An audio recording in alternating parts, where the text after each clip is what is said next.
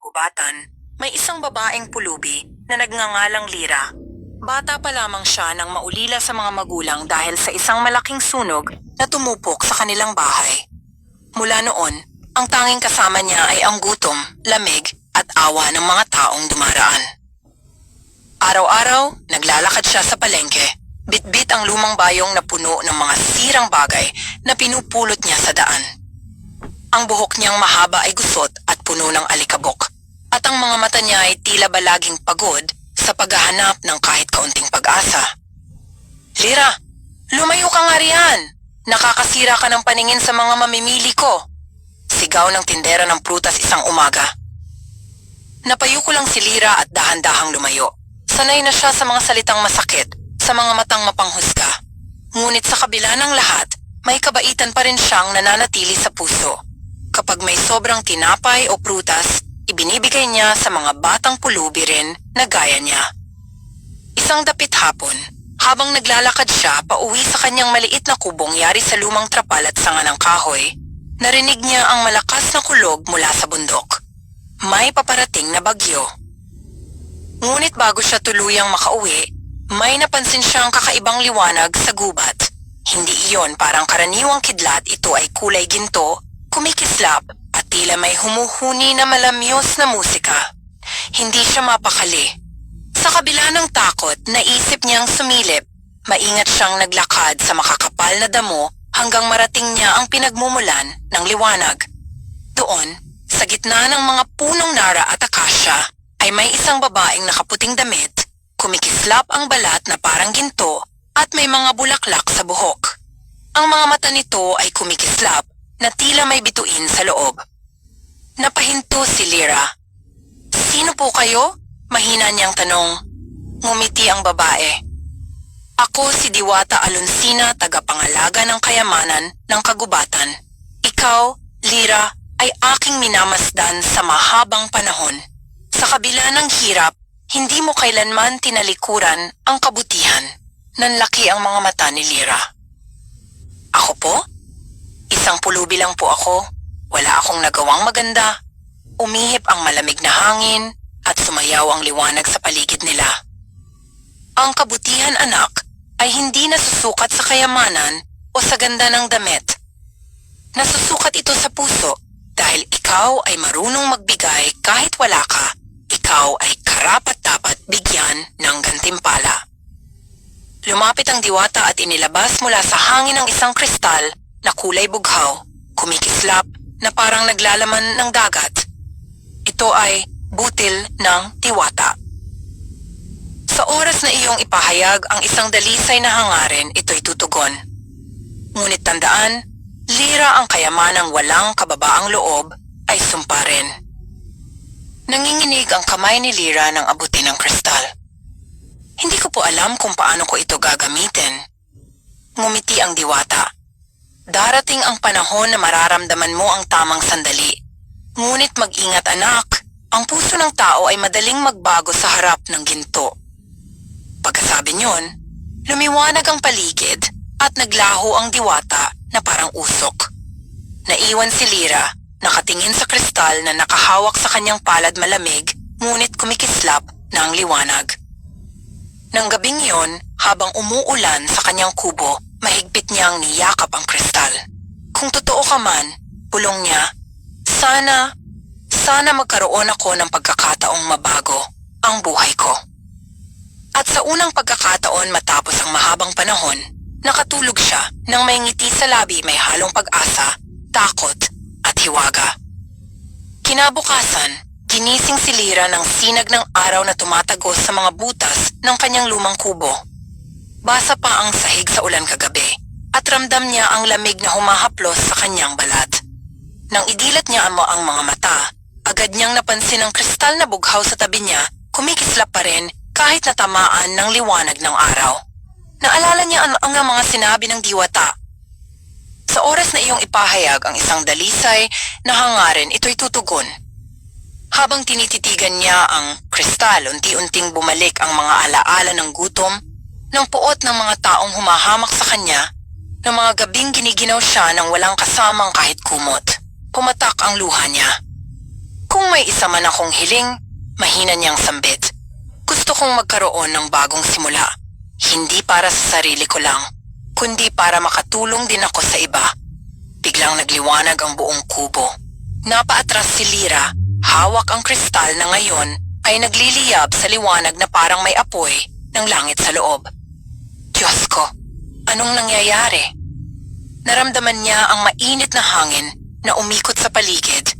Umalingaw-ngaw ang boses ng diwata. Ang pusong dalisay ay naririnig ng kalikasan. Maya-maya, tumigil ang liwanag nang dumilat si Lyra na pasigaw siya sa gulat. Ang kanyang maliit na kubo na dati yari sa sanga, trapal at lumang yero ay naging isang maliit, ngunit magarang bahay na gawa sa kahoy at bato. Sa paligid nito ay may mga tanim na bulaklak at ang mga ibon ay nagsisipag-awitan. Ang kanyang mga damit ay napalitan ng malinis at payak na bestida na kulay asul. Hindi ako nananaginip. Bulong niya habang hinahaplos ang dingding ng bago niyang tahanan. Sa loob, may kaunting pagkain sa mesa, tinapay, gatas at prutas, mga bagay na dati hindi niya man lang natitikman. Ngunit hindi pa roon natatapos ang hiwaga. Sa labas ng bahay, may maliit na kahon sa harapan ng pinto. Nang buksan niya ito, tumambad ang maliit na supot ng ginto at pilak na barya. Halos mapaluhod si Lyra sa tuwa. Salamat, Diwata Alonsina. Salamat po. Ngunit naalala niya rin ang babala. Ang kayamanang walang kababaang loob ay sumpa rin. Kaya't kahit nanginginig sa kasiyahan, nagdesisyon siyang gamitin ng tama ang biyayang ito. Kinabukasan, pumunta siya sa bayan. Ang mga taong dati umiiwas sa kanya ay hindi siya agad nakilala dahil sa linis ng kanyang kasuotan at ayos. Ngunit imbes na ipagyabang ang kanyang bagong anyo, tumungo siya agad sa tindahan at bumili ng tinapay, bigas at ilang gamot. Pagkatapos, dinalaw niya ang mga pulubing bata na dati kasama niyang namamalimos. Lyra? Tanong ng isa, halos hindi makapaniwala. Ikaw ba yan? Ngumiti siya. Oo, ako ito. May kaunting tulong akong dala para sa inyo. Isa-isa niyang binigyan ng pagkain at damit ang mga bata. Halos maiyak sila sa tuwa. Salamat po, Ate Lyra. Akala namin, nakalimutan mo na kami. Ngumiti siya, ngunit sa loob ng puso niya, ramdam niya ang kakaibang kapayapaan. Para bang lalong nagliliwanag ang kristal tuwing gumagawa siya ng mabuti. Subalit sa di kalayuan, may isang matandang lalaki na palihim na nakamasid sa kanya. Nakaitim ito at may tungkod. Ang mga mata nito ay tila malamlam ngunit may kakaibang ningning. Siya si Mang Oro, isang dating manghuhula at albularyo ng baryo, na matagal nang naniniwala sa kapangyarihan ng mga diwata.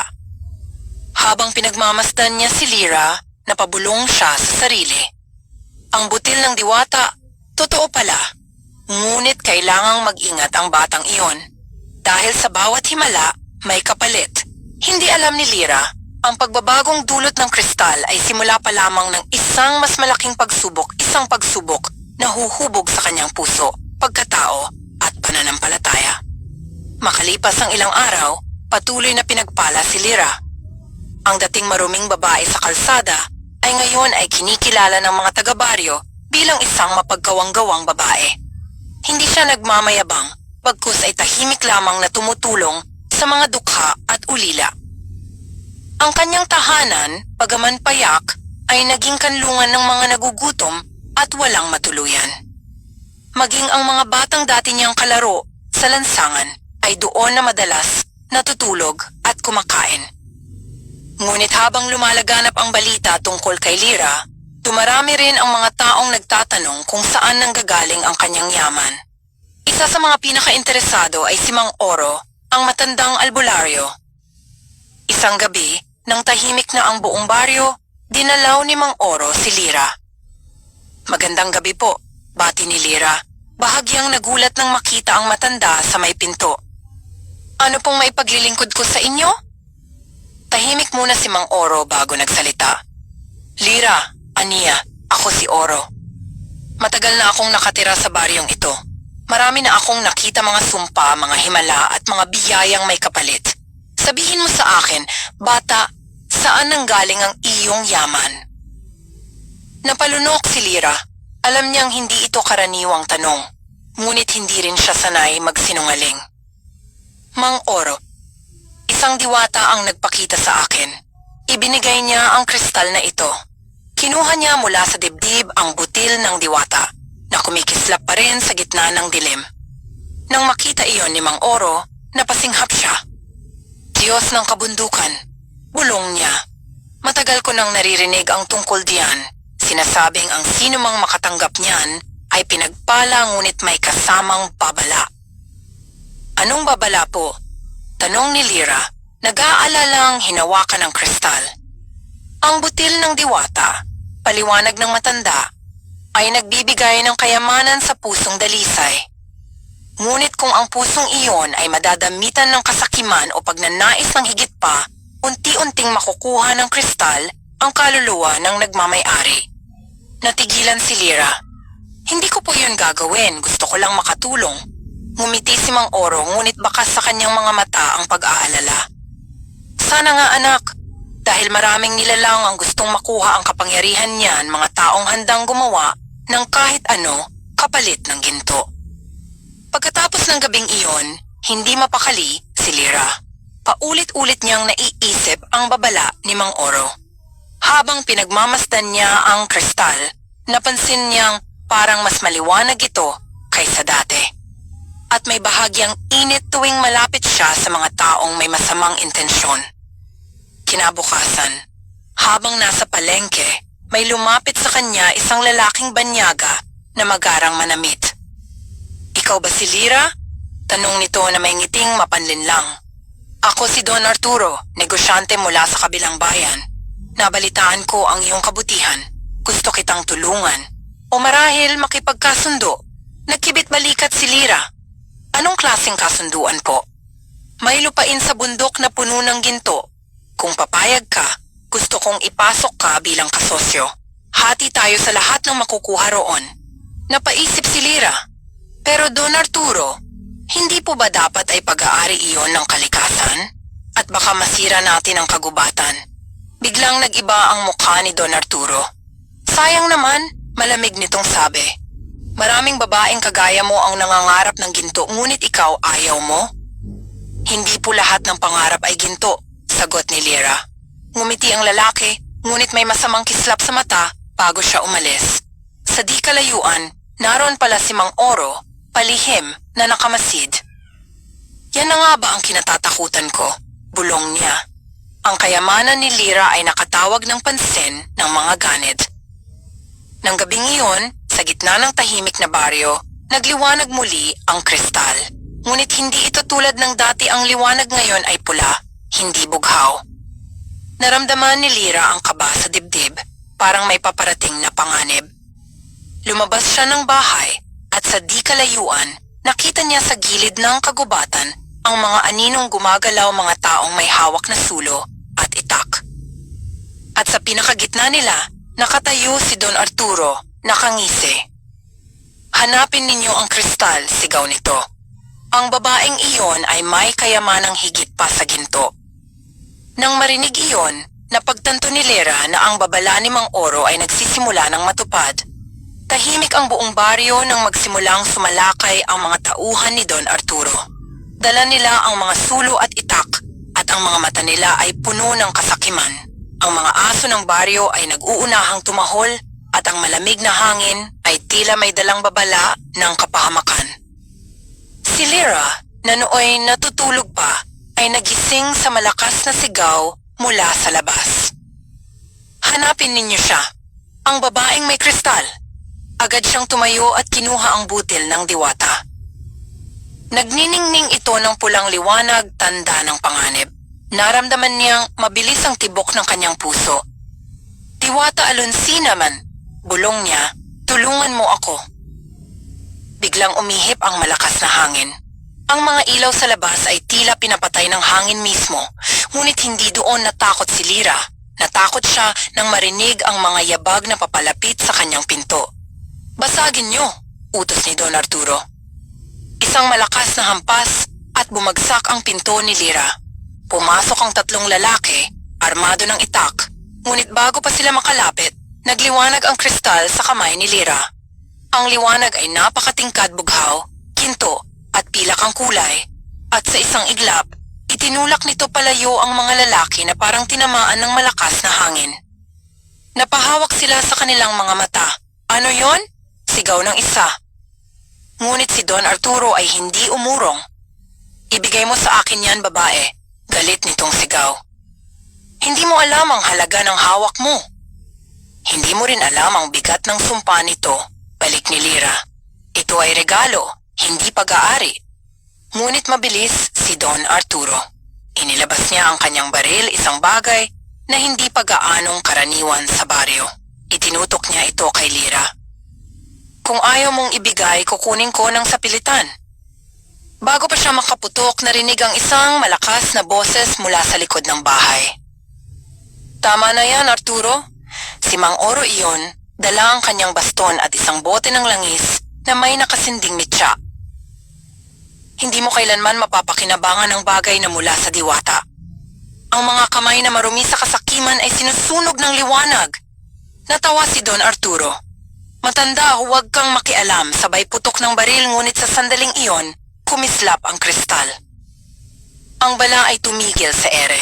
Tumigil din ang lahat ng tunog, parang huminto ang oras. Si Lyra ay hindi makapaniwala. Nakikita niyang nakalutang ang mga abo at usok sa paligid. Sa gitna ng katahimikan, lumitaw si Diwata Alonsina, kumikislap sa liwanag ng buwan. Lyra, wika niya. Ang panahon ng pagsubok ay dumating na. Ang kabutihan ay kailangang ipaglaban, hindi lang ipanalo. Tumango si Lyra. Anong dapat kong gawin, Diwata? Itaas mo ang iyong puso. Ipahayag ang iyong hangarin. Kaya't inangat ni Lyra ang kristal at nagsalita ng buong tapang. Nais kong maprotektahan ang mga inosente. Nais kong mawala ang kasakiman sa puso ng mga nagpapahirap. Sa iglap na iyon, ang kristal ay sumabog sa liwanag. Ang buong baryo ay nabalot ng alon ng enerhiya, malamig, maliwanag, at mapayapa. Ang mga tauhan ni Don Arturo ay nawalan ng malay, at ang mga sulo ay sabay-sabay na namatay. Nang bumalik ang normal na oras, si Don Arturo ay nakaluhod, nanginginig, habang si Lyra ay nakatayo sa gitna ng liwanag. Anong ginawa mo? Nanginginig na tanong ng lalaki. Tanging totoo lamang ang nabubuhay sa harap ng liwanag, sagot ni Lyra. At sa harap ng lahat, unti-unting nawala ang ginto sa bulsa ni Don Arturo, ang mga alahas, at kayamanang ninakaw niya ay naging abo. Napasigaw siya sa galit at tuluyang tumakbo. Palayo sa gubat, hindi na muling nakita ng mga taga-baryo. Lumapit si Mang Oro kay Lyra. Anak, ang kristal. Tumingin si Lyra sa kanyang palad. Ang butil ng diwata ay nagbago ng kulay, hindi na bughaw, kundi puting kristal na kumikislap tulad ng buwan. Hindi pa tapos ang lahat, sabi ni Mang Oro. Sa tuwing gagamitin mo ang kapangyarihang yan, may kapalit. Ngunit ngumiti si Lyra, may katiwasayan sa puso. Kung ang kapalit ay kabutihan para sa lahat, handa akong magbayad. Sa malayo ang hangin ay umihip muli. Ang mga bulaklak sa paligid ng bahay ni Lyra ay sabay-sabay na namukadkad, tanda ng bagong simula, ngunit pati ng bagong panganib na paparating. Kinabukasan, matapos ang kaguluhan, muling bumalik ang katahimikan sa baryo. Ngunit kahit tahimik na, ramdam ni Lyra na may kakaibang bigat sa hangin. Ang mga tao ay bumalik sa kani-kanilang mga gawain, ngunit lahat ay nag-uusap tungkol sa himala na nagligtas sa kanila kagabi. Si Lyra raw, pinigilan ang mga tulisan gamit ang liwanag ng diwata, sabi ng isa. Siguro anak siya ng isang engkantada, dagdag pa ng isa. Ngunit sa kabila ng mga papuri, si Lyra ay nanatiling mapagkumbaba. Hindi niya itinuring ang sarili na bayani dahil alam niyang ang lahat ng nangyari ay dahil sa biyaya ng Diwata Alonsina, hindi sa kanya mismo. Habang naglilinis siya ng paligid ng kanyang bahay, biglang umihip ang malamig na hangin. Ang mga dahon ng puno ay tila sumasayaw at ang liwanag ng araw ay dahan-dahang nagbago. Mula sa mga sinag nito ay lumitaw ang anyong liwanag ng diwata. Diwata Alonsinas, mahinang sambit ni Lyra habang lumuhod. Ngumiti ang Diwata. Tumayo ka, Lyra. Ang iyong puso ay nanatiling dalisay, kahit sa gitna ng tukso. Ngunit ang iyong tungkulin ay hindi pa tapos. Tungkulin? Tanong ni Lyra. Tumitik sa kanya si Alonsina, at sa mga mata ng Diwata ay may halong kalungkutan. Ang butil ng Diwata ay isa lamang sa 3 sagradong butil na binigay ng mga tagapangalaga ng kalikasan. Matagal na itong pinag-aagawan ng mga ganid na nilalang. Ang una ay napunta sa iyo, ngunit ang 2 ay nawawala, isa sa karagatan at isa sa kabundukan ng silangan. Nagtaka si Lyra. Bakit po ninyo ito sinasabi sa akin?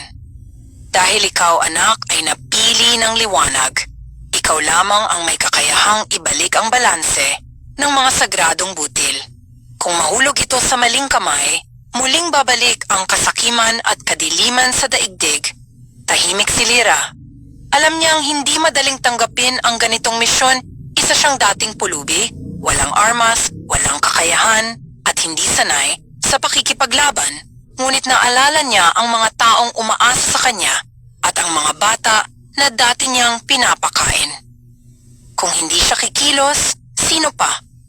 Tinatanggap ko, Diwata, buong puso niyang sabi. Ngunit paano ko hahanapin ang mga nawawalang butil? Umiti si Alonsina at inilabas mula sa liwanag ang isang munting pluma ng agila, kulay pilak at kumikislap.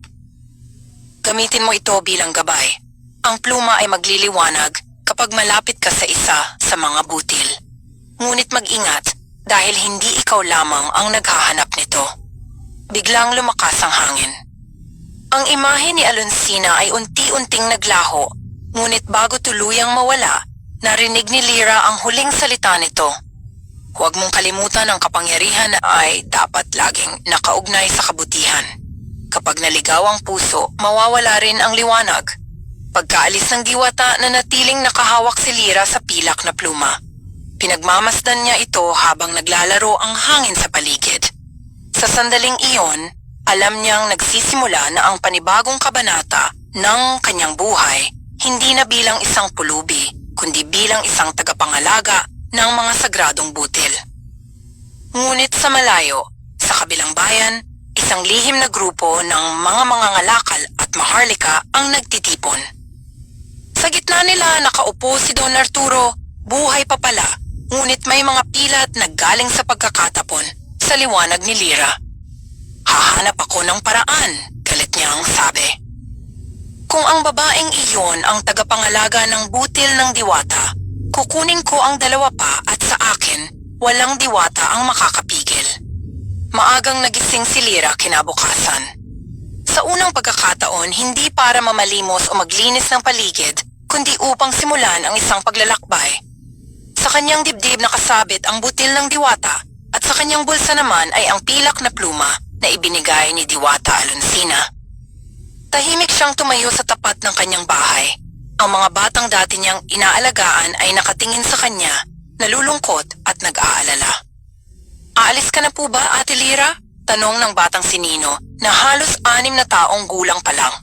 Ngumiti si Lyra at hinaplos ang ulo ng bata. Oo, Nino, kailangan kong hanapin ang iba pang mga butil, pero babalik ako at kapag bumalik ako, sana wala nang magugutom sa baryo natin. Babalik ka po, ha? Sabi ni Nino, halos maiyak. Oo, sagot ni Lyra. Pangako. Bago siya umalis, lumapit si Mang Oro, dala ang kanyang lumang tungkod. Lyra, wika ng matanda. Ang daan patungong silangan ay puno ng panganib. Sa kagubatan ng makiling at sa karagatan ng amihan ay may mga nilalang na hindi mo pa nakikita sa buong buhay mo. Ngunit huwag kang matakot. Ang puso mong dalisay ay sandata mo. Salamat po, Mang Oro, tugon ni Lyra.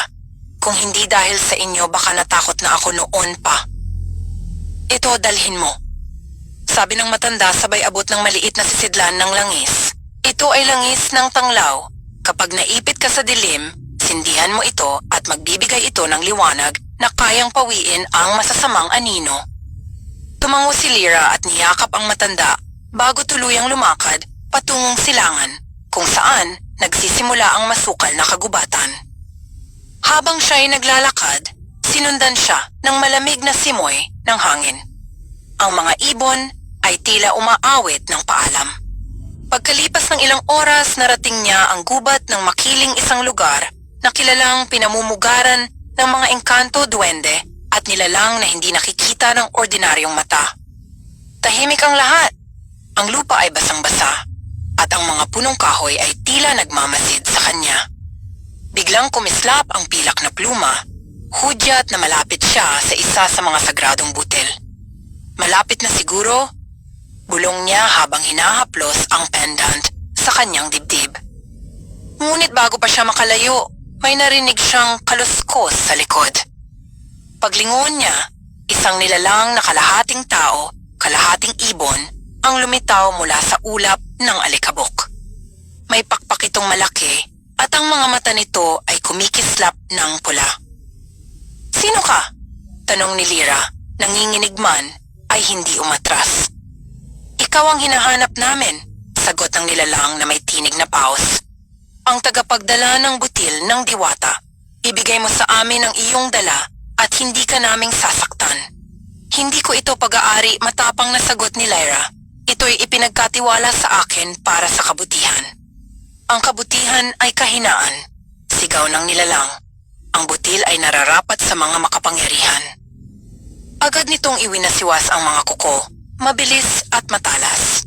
Ngunit bago pa siya masugatan, kumislap ang pilak na pluma. Tumilapon ang alon ng hangin at sa gitna nito ay lumitaw ang isang agila, yari sa liwanag. Tinamaan ng agila ang nilalang at ito ay napasigaw bago naging abo sa ere. Nakahinga si Lyra. "Salamat!" bulong niya sa hindi nakikitang puwersa ng diwata. Ngunit napansin niyang lumiliwanag pa rin ang pluma at sa di kalayuan may ilog na kumikintab sa ilalim ng araw. Tumakbo siya patungo roon at nang marating niya ang pampang, nakita niya sa ilalim ng tubig ang isang bughaw na sinag. Lumuhod siya sa tabi ng ilog at dahan-dahang inilubog ang kanyang kamay. Sa loob ng malinaw na tubig ay naroon ang pangalawang butil kulay asul, kumikislap na parang pinong alon ng dagat. Ngunit bago pa niya ito maabot, biglang kumulo ang tubig. Mula sa kailaliman ay lumitaw ang isang sirena, maganda ngunit may mga matang malamlam at puno ng galit. "Hindi mo maaaring kunin yan, tagalupa," wika nito. "Ang butil na yan ay amin. Sa amin ito ipinagkatiwala ng dagat." "Hindi ko nais na agawin ito," paliwanag ni Lyra. "Ngunit kailangan kong pagsamahin muli ang tatlong butil para sa balanse ng mundo." Ngunit ngumiti ng mapait ang sirena. "Balanse? Hindi mo alam ang tunay na kwento. Ang mga diwata rin ang dahilan kung bakit kami isinumpa sa ilalim ng tubig." Nagtaka si Lyra. "Sumpa? Kapag nalaman mo ang katotohanan," wika ng sirena, "baka hindi mo nagustuhing maging tagapangalaga."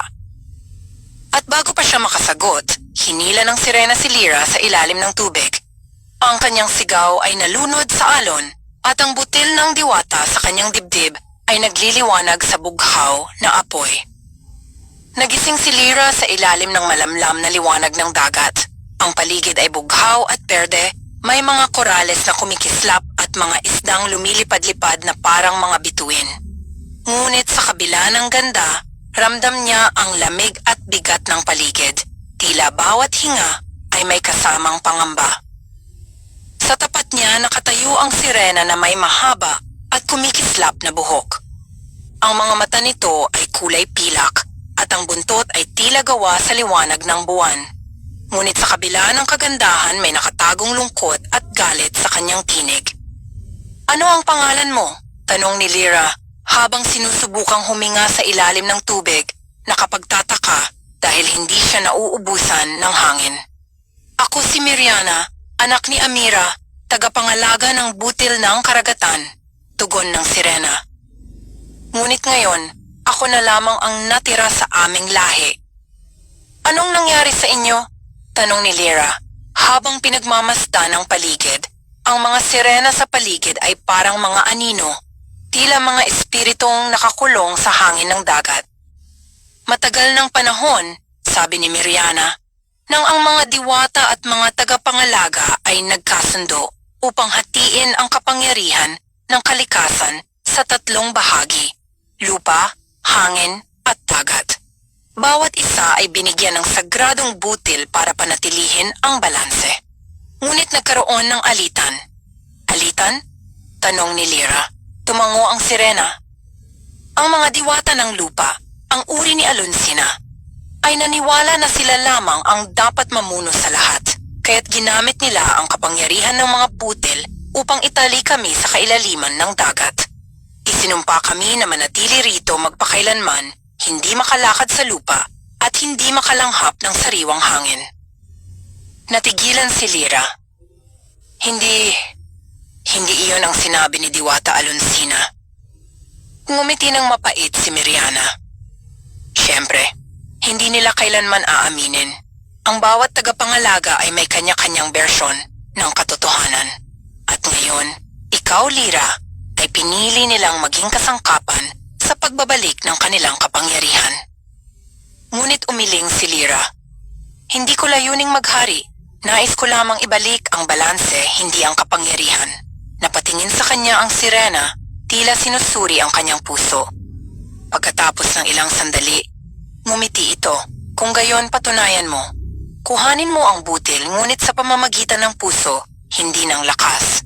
Lumapit si Miriana sa gitna ng malaking kuweba ng dagat kung saan nakapatong sa isang dambanang gawa sa kabibe ang butil ng karagatan, isang malabughaw na perlas na may sinag ng alon sa loob.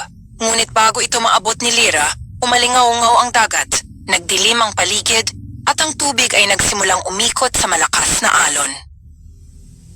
Isang itim na anino ang lumitaw mula sa kailaliman. Isang halimaw na parang pinaghalong pugita at tao, may mata sa noo at mahabang galamay. Ang bantay ng sumpa, bulong ni Miriana. Bawat butil ay may tagapagtanggol. Kung hindi mo mapatunayang dalisay ang iyong hangarin, lulunurin kanya sa kadiliman. Hindi na nag-aksaya ng oras si Lyra. Itinaas niya ang kanyang butil ng diwata at kumislap ito ng puting liwanag. Ngunit tila hindi nito kaya ang lakas ng halimaw. Ang mga galamay ay dumapo sa kanya at hinila siya pababa. Sa gitna ng kaguluhan, narinig niya ang tinig ni Alonsina, mahina ngunit malinaw. Ang kapangyarihan ay hindi lamang sa lakas, kundi sa puso. Pakinggan mo ang tubig, hindi labanan. Pinikit ni Lyra ang mga mata at huminga ng malalim sa ilalim ng tubig. Sa halip na lumaban, inilapat niya ang kanyang mga palad sa galamay ng halimaw at bumulong. Hindi ako kaaway. Nais ko lamang ng kapayapaan. Biglang lumambot ang mga galamay at unti-unting nagbago ang kulay ng halimaw. Ang dating itim na nilalang ay naging malinaw, tila usok na may sinag ng liwanag.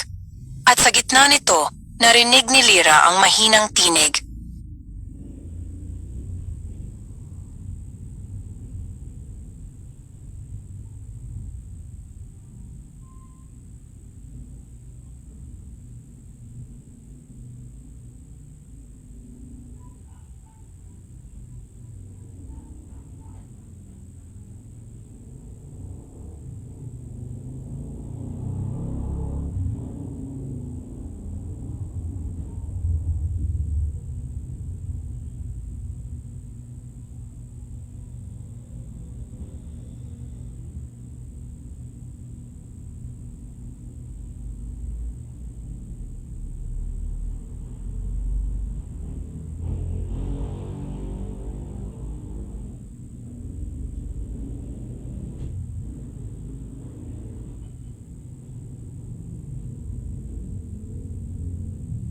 Ang dalisay na puso ay karapat-dapat. Pagkatapos naglaho ang nilalang at naiwan ang butil ng karagatan, dahan-dahang lumulutang papunta sa mga kamay ni Lyra. Ginawa mo, sabi ni Miriana, ngumingiti sa unang pagkakataon. Ang dagat ay muling mapapanatag. Kinuha ni Lyra ang butil at sa sandaling iyon, kumislap ito kasama ng unang butil sa kanyang dibdib. Naghalo ang liwanag ng lupa at dagat, lumilikha ng malabughaw na sinag na umabot hanggang sa alapaap. Ngunit bago siya umalis, muling nagsalita si Miriana. Lyra, tandaan mo, hindi lahat ng diwata ay mabuti.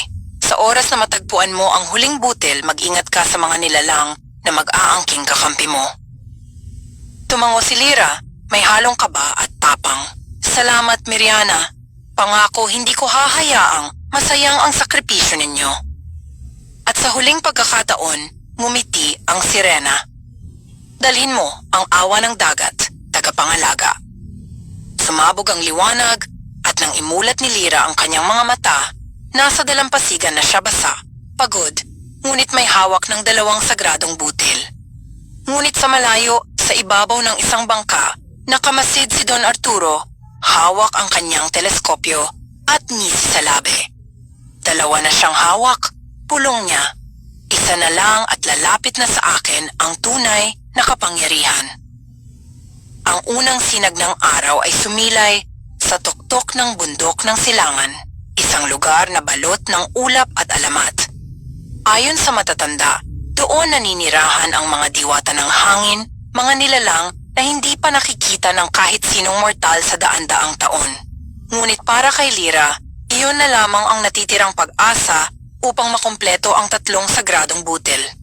Hawak niya sa dibdib ang 2 liwanag, ang butil ng diwata at ang butil ng karagatan, na ngayon ay unti-unting nagiging mabigat sa pakiramdam, parang may nagbabantang panganib. Habang tinatahak niya ang paakyat na daan, napansin niyang kakaiba ang paligid. Ang mga puno ay parang lumalakad, ang mga bato ay tila humihinga, at ang mga ibon ay kumakanta ng mga himig na hindi pa niya naririnig kailanman. Ngunit sa bawat hakbang, palakas ng palakas ang hangin, malamig, matalim at tila may boses. Lyra, bumalik ka. Hindi mo alam ang kapalaran na naghihintay. Nagpigil ng hinga si Lyra. Mga tinig ng hangin, bulong niya. Diwata Alonsina, gabayan mo ako. Ngunit sa pagkakataong iyon, walang sumagot. Pagdating niya sa gitna ng bundok, nakita niya ang isang maliit na nayon na tila nakabitin sa ulap. Ang mga bahay ay gawa sa pilak na kahoy at ang mga tao ay may mga pakpak sa likod mga anak ng hangin. Paglapit niya, biglang lumapit ang isang matanda na may buhok na kulay abo at mga matang tila makikita ang kaluluwa mo. Ikaw si Lyra, sabi nito, ang napiling tagapangalaga. Paano ninyo po ako nakilala? Tanong niya. Matagal na naming nararamdaman ang pagdating mo. Ang 2 butil na hawak mo ay gumising sa aming alapaap. Ngunit mag-ingat ka, anak, ang huling butil ay hindi basta-basta makukuha. Tinuro ng matanda ang mataas na tuktok ng bundok kung saan umiikot ang mga ulap na tila ipo-ipo. Doon, sa talon ng hangin, nakatago ang butil ng alapaap. Ngunit binabantayan iyon ng diwatang Silaya, ang pinakamakapangyarihan sa aming lahat. Kung ganon, sabi ni Lyra, kailangan kong humarap sa kanya. Tumango ang matanda, ngunit tandaan mo, hindi niya ibinibigay ang butil sa pamamagitan ng lakas, kundi ng katotohanan. Ilang oras ang lumipas bago siya makarating sa tuktok. Sa bawat hakbang, ramdam niya ang bigat ng hangin sa kanyang dibdib.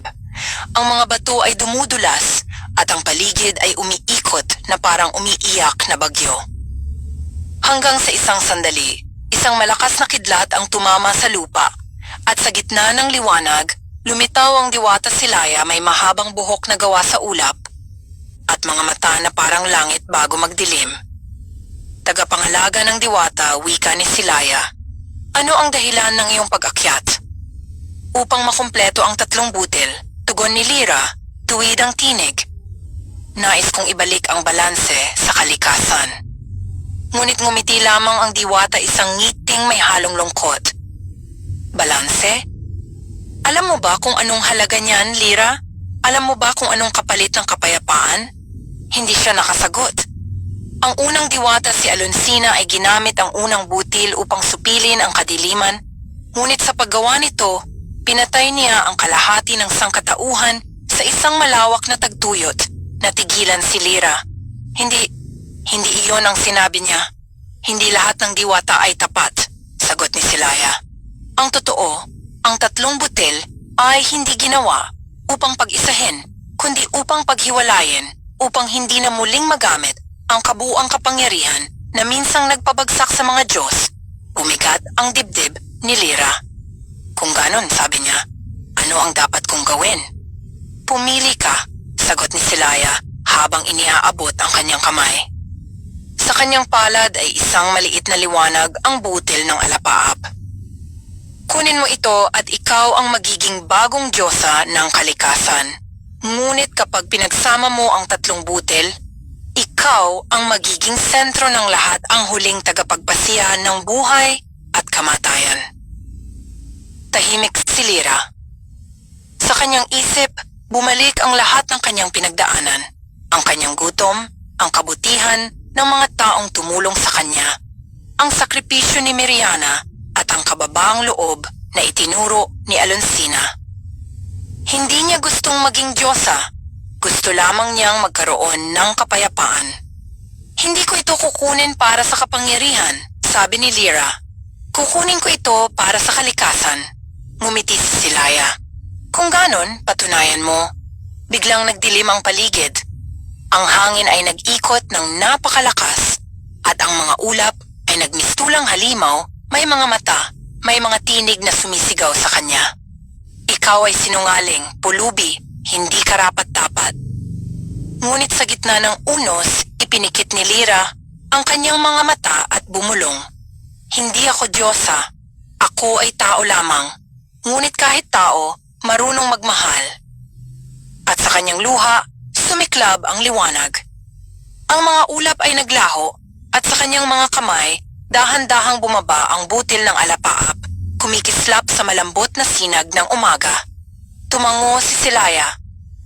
Pinili mo ang kababaang loob kaysa kapangyarihan, kaya't sa iyo ko ipinagkakatiwala ang huling butil.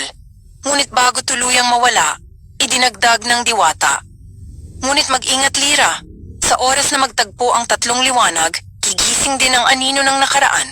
May isang taong hindi mo inakalang babalik. Sa sandaling iyon, nagdilim ang paligid. Sa ibaba ng bundok, nakatingala si Don Arturo, nakangiti habang hawak ang isang itim na kristal. At sa wakas, bulong niya, handa na ang oras ng paghihiganti. Tahimik ang buong baryo nang bumalik si Lyra mula sa bundok ng silangan. Bitbit niya ang tatlong sagradong butil ng diwata ng karagatan at ng alapaap na ngayon ay kumikislap sa kanyang dibdib, nag-uugnay sa isa't isa sa pamamagitan ng liwanag. Ngunit habang nararamdaman niya ang kanilang lakas, unti-unti ring bumibigat ang hangin sa paligid. Para bang may isa pang puwersang nagigising, isang puwersang hindi niya kayang ipaliwanag. Pagdating niya sa kanyang bahay, nakita niyang ang mga halaman sa paligid ay lumago ng napakabilis. Ang mga ilog ay dumaloy ng may asul na liwanag at ang hangin ay tila sumasayaw sa kanyang hininga.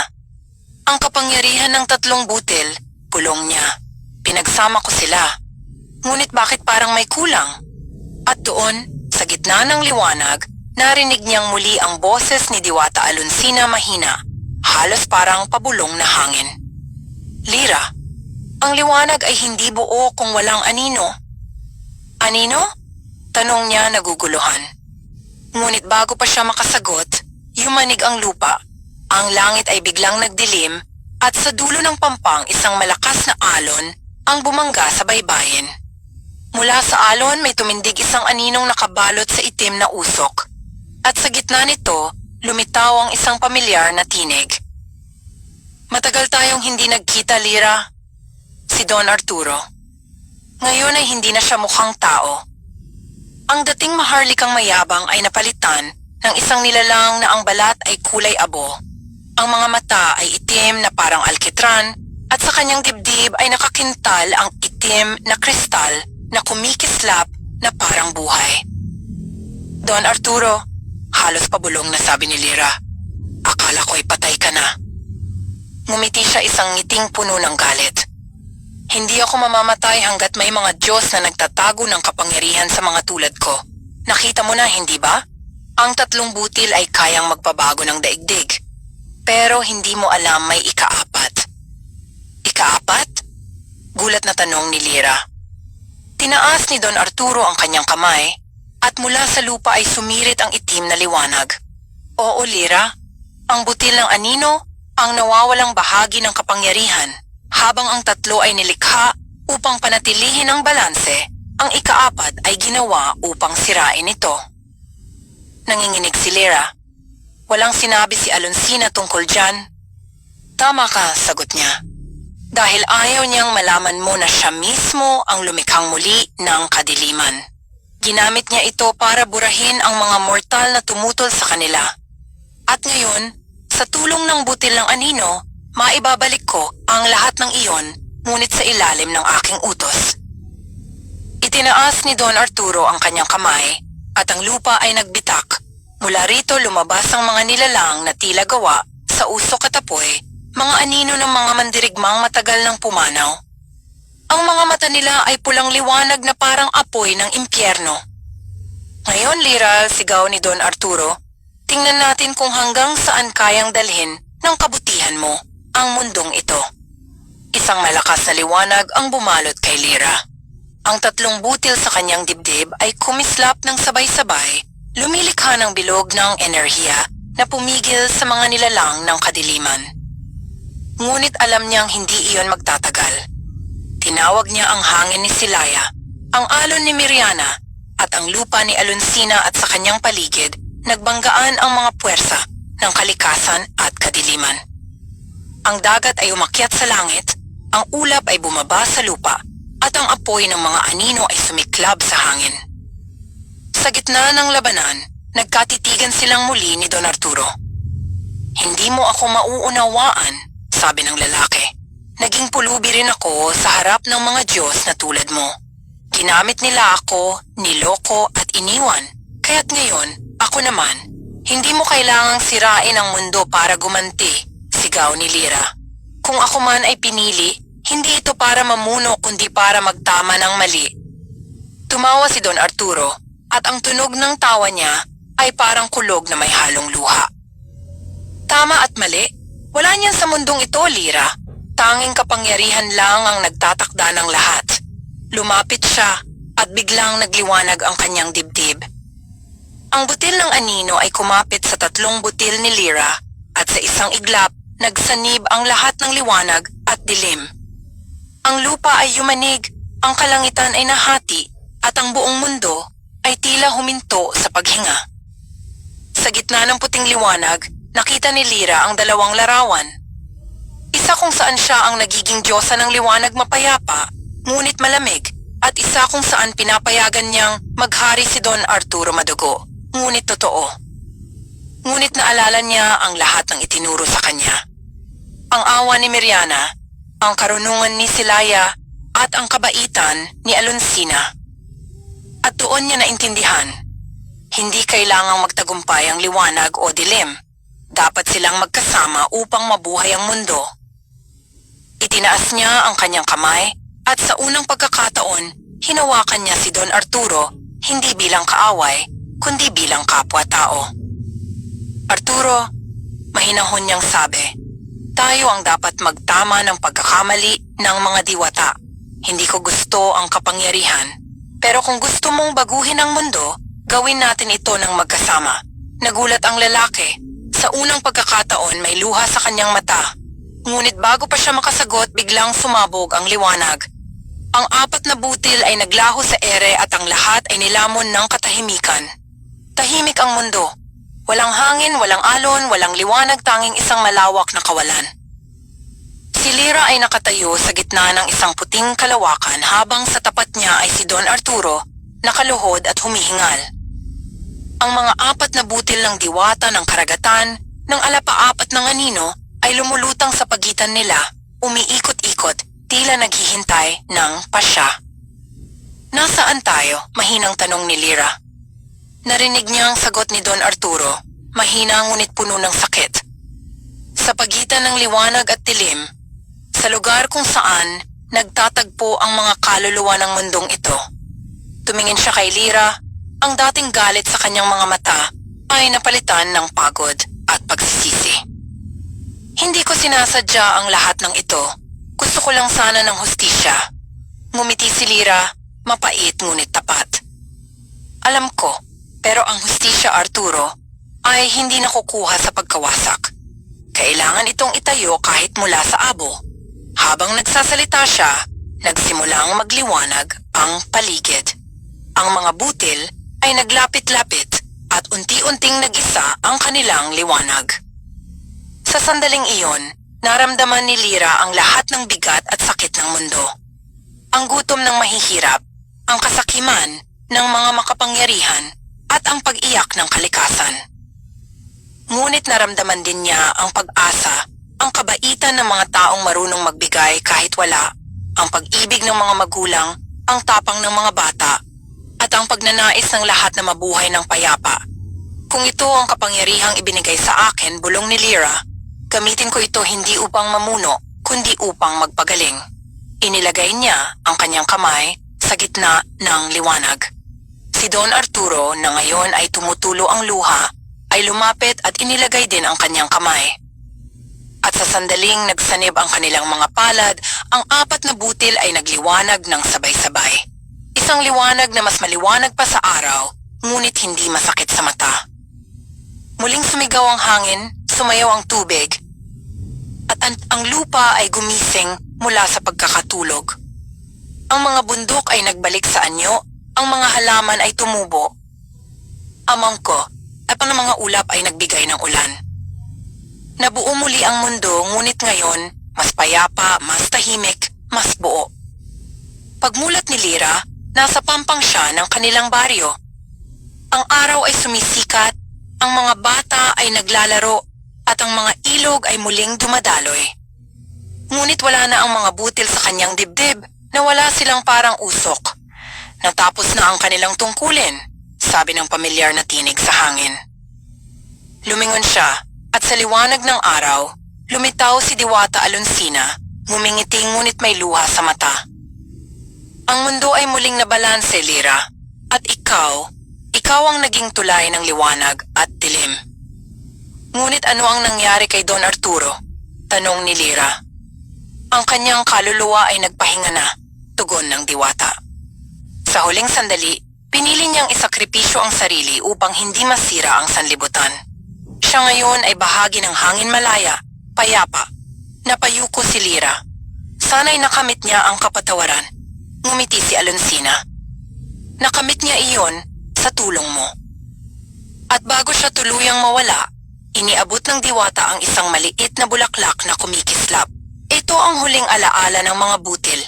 Kung sakaling muling maligaw ang mundo, ipakita mo ito at maaalala nilang minsan may isang babaeng pulubi na nagligtas sa lahat. Mula noon, nagbago ang buhay sa baryo. Ang mga tao ay nagtulungan, walang mahirap o mayaman, at lahat ay nabubuhay nang may paggalang sa kalikasan. Si Lyra ay nanatiling simple nagtanim, tumulong, at nagturo sa mga bata ng mga kwento tungkol sa kabutihan. Ngunit gabi-gabi, kapag tumitingala siya sa langit, may nakikita siyang apat na bituin na magkalapit, kumikislap sa magkaibang kulay, puti, asul, pilak, at itim.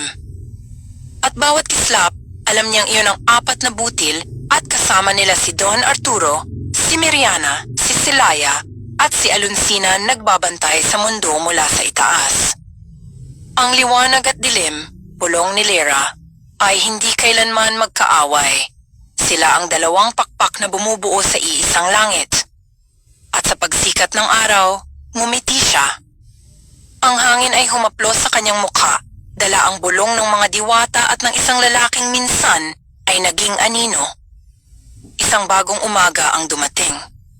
At sa gitna nito, si Lyra ang dating pulubi ay naging alamat ng pag-asa. Baka